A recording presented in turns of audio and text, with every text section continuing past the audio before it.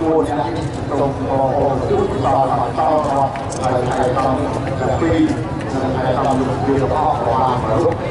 mà nó thua nó cứ khắc cùng